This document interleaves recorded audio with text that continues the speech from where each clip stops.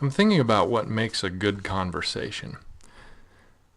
In the past, I've had conversations where I feel like it's a topic I'm interested in. It's something that I've thought about, or because of this new conversation, I'm now encouraged to think about it. I make connections to things from my own experience or my observations. I feel like the other person is listening and is interested in what I have to say. By the end, we've constructed a deeper meaning, or we've come to some kind of understanding. Here's an example of a conversation that took place in my classroom in the fall of 2008. A student of mine was in Grant Park in Chicago the night that Barack Obama made his acceptance speech for the presidency. When she got back from her trip to Chicago, she wrote a post called "Yes, We Can: My Experience in Grant Park on Election Day."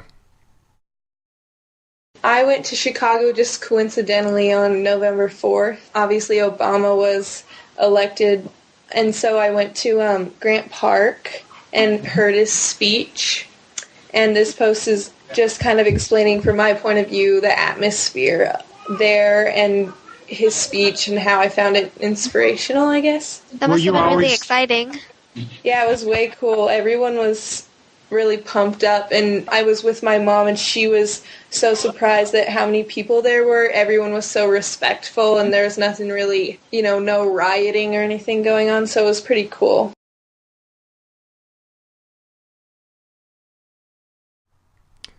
Now, the first comments that take place are pretty typical of the kinds of things that would have happened in my pre-21st century classroom if Katie had come back and read her experience aloud to the class. First couple of comments are from students actually in my class. They're all affirmations. This was a really good blog post, like most you've done.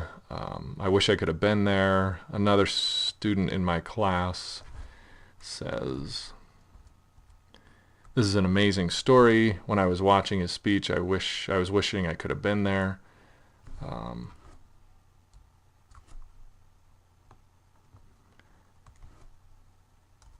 Another student talks about, "It was quite a story you'll be able to tell your grandchildren. That must have been such a great experience. Can't even imagine what the atmosphere felt like. It may be as close as our generation will come to the 'I have a dream' speech of over 4 decades ago. I really enjoyed how you set the scene in your post and then helped us understand what it was like at Grant Park. Thank you for sharing this experience." So this would have been typical of the kinds of things that I would expect from my class before we had ways to communicate with people who think maybe differently than we do, and who come from communities that are different from our own.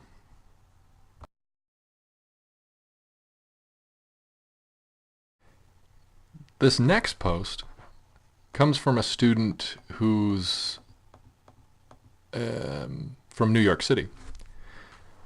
Her comments are different than the ones that my students had. This is where a dialogue begins that I think illustrates the nature of some of our Web 2.0 tools, the way that we can have people have conversations online, and how in the end these things can be productive civic dialogues.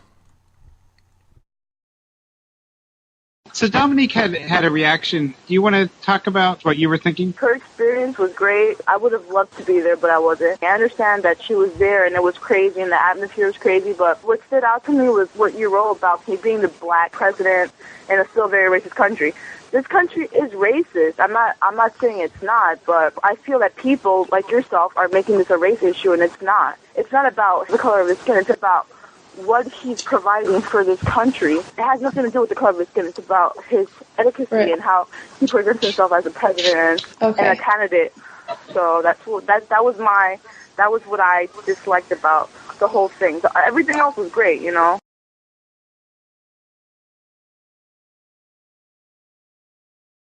Dominique chimes back in now and starts to distill, I think, what her initial feelings were.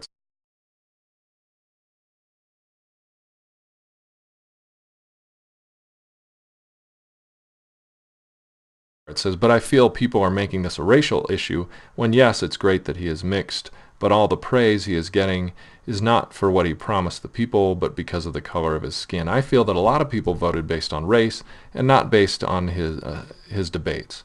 I just don't want certain people to feel superior because of his ethnicity. So I think through the process of this, Dominique is starting to distill her feelings about the issues that Katie brings up.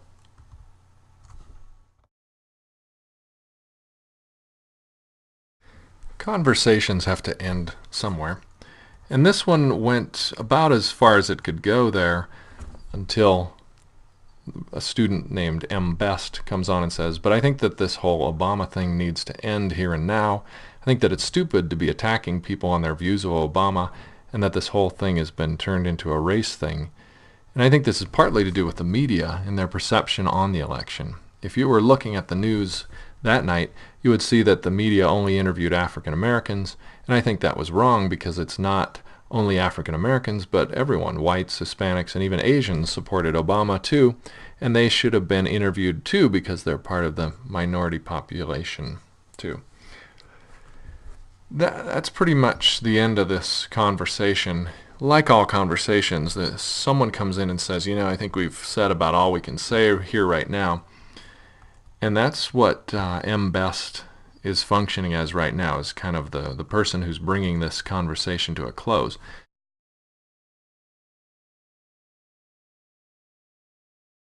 But I can't help thinking that when it comes to Katie and Dominique, how far did they get in this issue?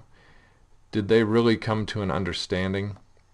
Do they really know each other better? Do they feel like they know what each person was trying to say? Or did they just end because it was just like enough had been said about the issue? And that could be a limitation of the software itself. How much back and forth do you do in a blogging space because there's so much that can be misconstrued in the word choices that we use?